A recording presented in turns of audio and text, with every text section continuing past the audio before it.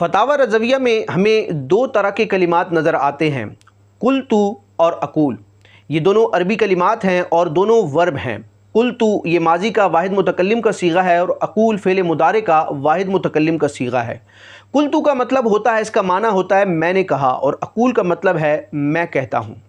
اعلیٰ حضرت امام اہل سنت جب کسی موضوع پر تحقیق فرماتے ہیں تو عموماً آپ کا جو انداز ہے کہ آپ قرآن مجید کی آیت ذکر کرتے ہیں، احادیث ذکر کرتے ہیں، اقوال صحابہ کو ذکر کرتے ہیں، تابعین اور فقہاء محدثین کے اقوال کو اپنی تحقیق کا حصہ بناتے ہیں۔ یعنی جو موضوع ہوتا ہے اور جو مناسبت ہوتی ہے اس سے متعلق جب اعلیٰ حضرت امام اہل سنت اقوال ذکر کرتے ہیں، عربی عبارات یا فارسی عبارات ذکر کرتے ہیں، اس کے بعد کئی مقامات پر ایسا ہوتا ہے کہ اعلیٰ حضرت اقول یا قلتو کہہ کر کوئی کلام ذکر کرتے ہیں۔ تو اقول اور قلتو کے بعد جو کلام آتا ہے وہ در حقیقت اعلیٰ حضرت امام اہل سنت کی طرف سے کلام ہوتا ہے۔ یعنی اگر وہ آیت تھی تو اس کی تفسیر، حدیث تھی تو اس کی تشریح، کسی تابعی یا کسی فقیہ کا اگر قول تھا، کسی محدث کا، کسی متکلم کا، کسی امام کا قول تھا تو اس کی تشریح جب اعلیٰ حضرت امام اہل سنت اپنی جانب سے فرماتے ہیں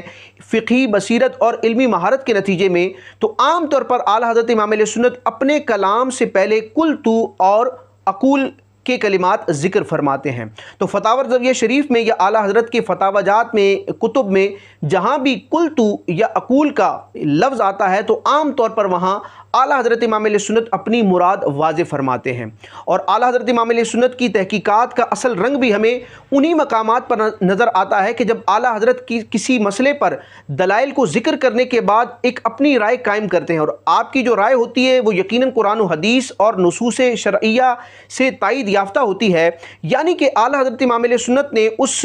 مخصوص مسئلے اور معاملے میں قرآن و حدیث کے دلائل سے جو کچھ سمجھا، جو نتیجہ اخذ کیا، اس کو اعلیٰ حضرت امام اہل سنت اقول یا قلتو کہہ کے ذکر کرتے ہیں۔ تو فتاوی رضویہ شریف یا اعلیٰ حضرت امام اہل سنت کی جو دیگر کتب ہیں، مثال کے طور پر جد الممتار ہے، وہاں پر تحقیقات رضویہ کا نچوڑ، خلاصہ اور کنکلوژن اگر ہمیں دیکھنا ہے تو قلتو اور اقول والے مقامات پر ہمیں فوکس کرنا چاہیے۔ یہ اعلیٰ حضرت امام اہل سنت کے موقف کو بیان کرنے کے عام طور پر مقامات ہوتے ہیں۔ ویسے عموماً تو یہی انداز ہے، لیکن کئی مقامات ایسے بھی ہیں کہ اعلیٰ حضرت اپنی رائے قائم فرماتے ہیں، اپنا موقف دیتے ہیں، کوئی کسی مسئلے میں فیصلہ کرتے ہیں، تحقیق فرماتے ہیں تو اقول یا قلتو کے الفاظ بعض اوقات استعمال نہیں بھی ہوتے، لیکن اکثر مقامات پر یہ دیکھا گیا ہے کہ اعلیٰ حضرت امام اہل سنت اقول یا قلتو کے ذریعے اپنی مراد کو واضح فرماتے ہیں۔